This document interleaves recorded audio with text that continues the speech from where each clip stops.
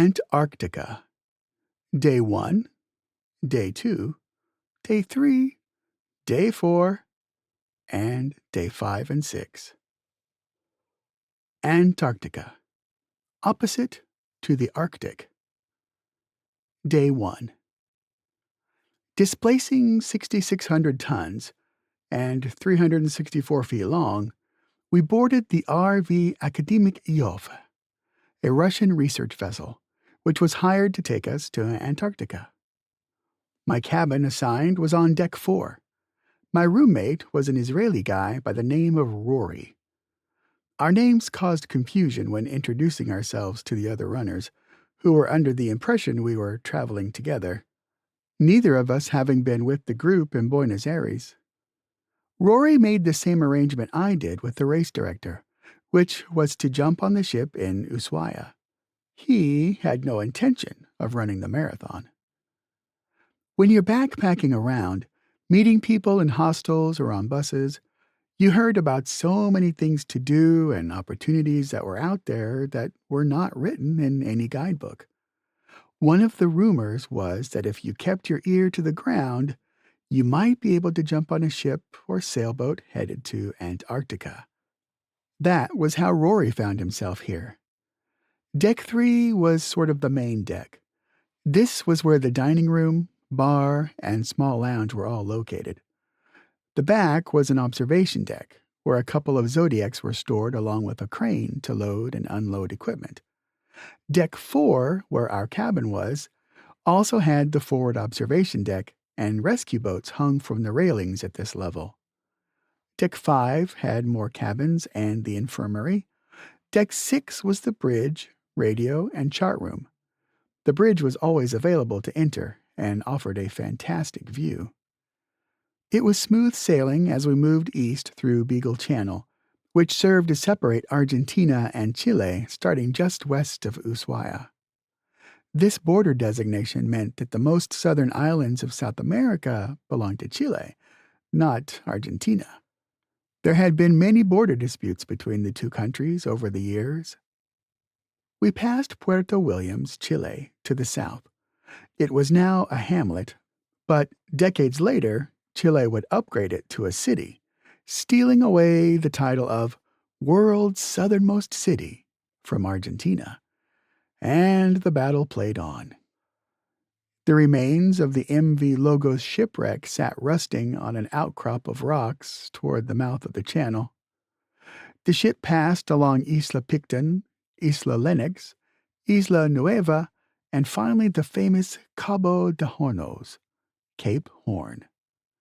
Our next stop was Deception Island, 625 miles away.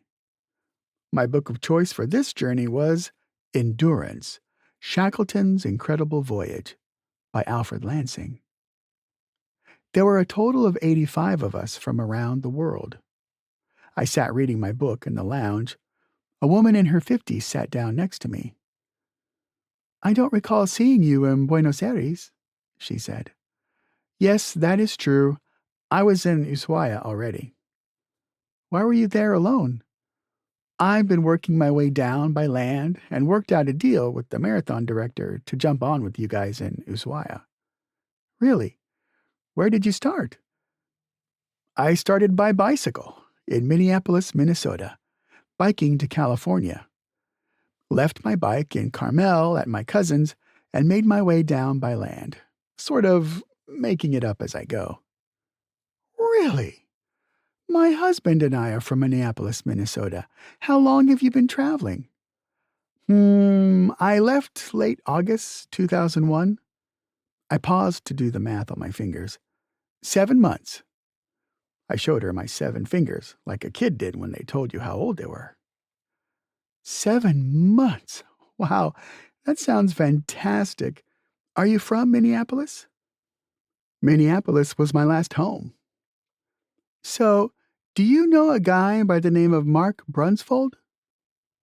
In Minneapolis, the marathon running community was sort of a close-knit clan. At least, it felt that way in the 1990s when I started running marathons. Mark is a local legend, known for running marathons while pushing his daughter Amanda, who is in a wheelchair due to her cerebral palsy, along with him.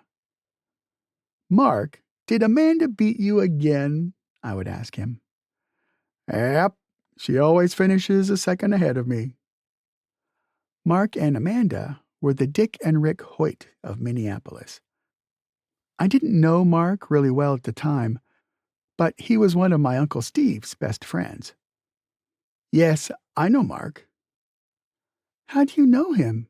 she asked. "Well, I don't know him well, but he is a good friend of my uncle." "What is your uncle's name?" "Steve." She paused. "Steve Heckenleibel?" You can well imagine how shocked I was that she blurted out my uncle's name and pronounced the last name correctly. I stared at her for a moment, then responded, Uh, yeah, Steve Heckenleibel. That's my uncle. Do you know him?" "Mark is my brother. I've known Steve very well for decades. As a matter of fact, I know your Aunt Mary, your Uncle Charlie, and Helen." "Helen? You know Grandma Helen?" "My name is Chris. My husband Conrad and I own Hoygarts." "You own Hoygarts? Well, small world. My name is Cory." Here I was, heading to the bottom of the world on a Russian ship with 85 people from all over the world, and one of them knew my grandma. She questioned me for about an hour about my trip and the details of what I'd seen and done. At dinner, she introduced me to her husband. He wasn't as interested in my trip as she was. I watched the sunset on the back deck along with a few others, and then read a little from my book, Endurance, Shackleton's Incredible Voyage. Later that night, I couldn't sleep and found myself wandering around the ship. I ran into one of the Russian crew members who was, more or less, out of sight during most of the trip. Their jobs were not customer-facing. The Russian and I talked briefly, and he invited me to a lower deck. The Russian crew were singing, dancing, and more than willing to share with me some of their vodka and fresh-caught crabs. You don't sip vodka with Russians. You shoot it. You shoot it frequently and with purpose, and then you celebrate life with more dancing and more singing and more vodka. By the end of the night, I stumbled up to my cabin with a firm grasp of the Russian language. Well, at least a tiny grasp. I was able to say the following: Privyet. Hello. Spasibo. Thank you. Do svidania. Goodbye. Zagnis I putsoli minya. Shut up and kiss me. The last one I learned from the Russian female crew member who late into the night said to me, Zagnis I putsoli minya. I complied. Day 2. One word. Epic. At one point, the side exterior door to the dining room swung open, and it felt like 1,000 gallons of water filled the room, drenching everything and everyone from floor to ceiling, head to toe. If seasickness was a concern, you might as well just say no to a trip to Antarctica. Those of us not affected by seasickness worked our way to the bridge to visually experience the massive waves tossing us around. The bow rose straight up, then straight down. Waves 20 feet high exploded over the bow with winds 40 miles per hour as we moved south, deeper through the Drake Passage. At an average depth of 12,500 feet, where the Pacific and Atlantic meet, and with no land obstructions anywhere at that latitude, the volume of water that surged through the passage every second was equal to 5,000 Amazon rivers. This, then, was the Drake Passage, the most dreaded bit of ocean on the globe, and rightly so. Here, nature has been given a proving ground on which to demonstrate what she can do if left alone. The results are impressive. Ernest Shackleton. We were getting our money's worth this day, and I was so happy we hit these fierce and outrageous waters.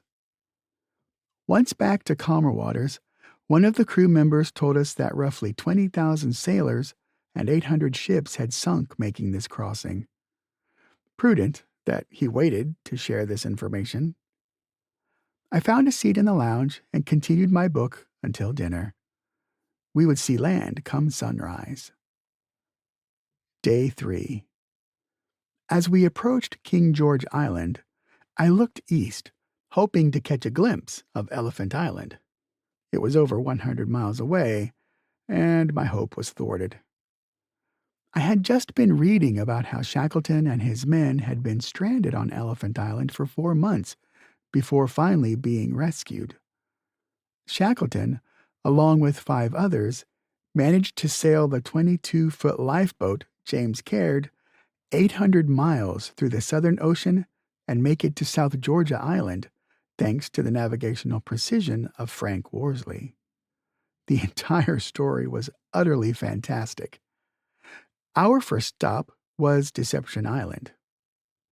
While appearing like an island, it was in fact a caldera of an active volcano, hence the name Deception Island.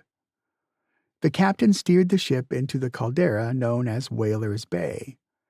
During the whaling station's height, it was said that you could almost walk across the entire bay on the carcasses of whales being harvested. That bit was shared with us by our guide. The process of unloading the Zodiacs was impressive. Before we had time to get our life jackets on, the first Zodiac was waiting at the bottom of the staircase that led from Deck 3 to the ocean. The first group was taken to shore. I took the third boat. Being that Deception Island was still an active volcano, our guide handed a couple of us a shovel and told us to dig a hole, not deep, but about 15 feet in diameter. Rory and I dug a hole. It immediately filled with water. Get in. What? Take off your clothes and get in. We stripped down to our underwear and laid in the hole. The water was heated by the volcano to a pleasant 90 degrees. When the water cooled down, you just dug a little with your hands and it was warm again. The world is a pretty amazing place. Day 4. The big day. This would be my 9th marathon. I started running marathons in 1998. A friend who I hadn't seen in a while called me out of the blue for lunch. It was July 1998.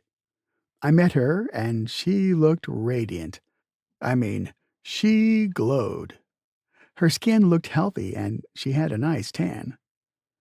My goodness, Sherry, you look amazing. What have you been doing? Well, I wanted to tell you that I started running marathons and thought of you. I run with the group and they are really fun, and I wonder if you'd like to join.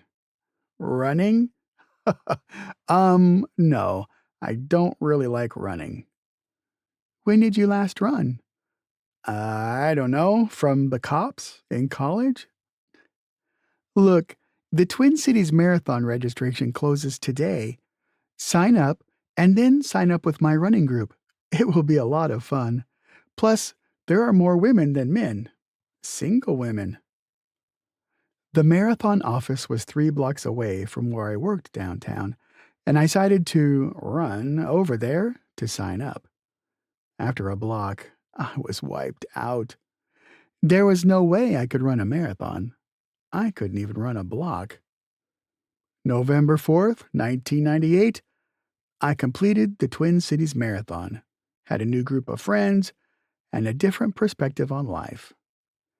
In 1999, I ran Chicago, Mardi Gras, Grandma's, Disney, and Honolulu. In 2000, it was Long Beach and Vermont City. The Antarctica Marathon was to take place on King George Island. That morning, the ocean was pretty choppy and there was talk about not going ashore. The year before, 2001, the participants of the Antarctica Marathon had the same situation. Instead of actually going ashore, They ran the whole marathon on the ship, 26.2 miles on a 364-foot-long ship. That was 380 laps. We were all willing to risk the big waves and take the Zodiacs to the shore of King George Island. By the time we landed, we were all drenched.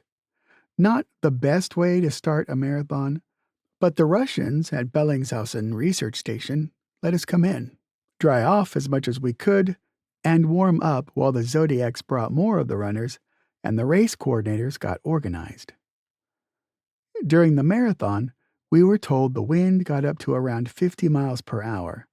Snow blew sideways as we ran along the frozen mud roads that would lead us out and back to the Uruguayan Artigas base, then back to Bellingshausen, and onto the Chilean base, Presidente Eduardo Frei Montalva, and then south to the Chinese Great Wall Station. The winner finished in 4 hours, 10 minutes. I finished 33 out of 85 in 5 hours, 39 minutes. After we returned to the ship, the race director, who had all our passports securely placed in a safe on the ship, had our passports stamped at the Russian Bellingshausen base, one of my favorite passport stamps to date. That night after dinner, we watched a slideshow from the day's events and all shared our own story of how our day went, celebrating with cocktails at the bar. A few of us went to the observation deck to watch the incredible Antarctic sunset. The waters were free from waves as the RV Academic Yofa made its way south. Days 5 and 6. The captain let us know when we crossed into the Antarctica Circle, one of the 7 major lines of latitude which are significant in their relationship between the Earth and the Sun. There is the equator, 0 degrees, which divides the northern and southern hemispheres. Then the Tropic of Cancer, 23.5 degrees north, is the latitude where the sun is located immediately above during the summer solstice. Opposite that, the Tropic of Capricorn, 23.5 degrees south, is the latitude where the sun is located immediately above during the winter solstice. Then the Arctic Circle, 66.5 degrees north, is where the sun does not rise during the winter solstice and does not set during summer solstice. Opposite of that, the Antarctic Circle, 66.5 degrees south, is where the sun does not rise during summer solstice and does not set during winter solstice. Finally, the North Pole, 90 degrees north, is the northernmost point on Earth. Opposite that, the South Pole, 90 degrees south, is the southernmost point on Earth. I had crossed over 3 of these latitudes on this trip alone, and if you were to ask me if I would have ever found myself in the Antarctica Circle, I would have smiled and replied, "Yeah, right." Never did I think I would be in Antarctica, nor did I know this little detour south was on the agenda. To add a cherry on top of this, we were given the option to camp on the peninsula, on the actual continent of Antarctica. I was the first off the ship. 10 of us camped. Having my own tent, I camped solo. We explored Paradise Bay with its smattering of small icebergs. The water was trying to decide whether or not it wanted to freeze. The Zodiacs allowed us to examine the glacier's intense blue million-year-old ice. At the Lemaire Channel, humpback whales joined us, perhaps curious. Then they started to breach. "Do you see the tails of the humpbacks?" Our guide pointed as one of the whales slapped its tail. "Yes," the 10 of us in the Zodiac said simultaneously. The tail on the humpback is like a fingerprint. They all have their own unique markings. The whales continued to give us an impressive show. This trip to Antarctica just kept getting better and better. After our night camping, a few minke whales escorted us north for a while and then disappeared. I sat on the back observation deck while the sun set on my last glance of Antarctica. In 2 days, I would be back in Ushuaia. One more night at Sebastian's, and then back to the United States. My last morning, I walked to the airport. I could have taken a taxi, but decided to take in the last of my surroundings. It was all magical and foreign, yet everywhere I had been was comfortable and felt like home. 7 months ago, I clipped my foot into a pedal and left home on a 2-month leave of absence. It seemed like a lifetime ago.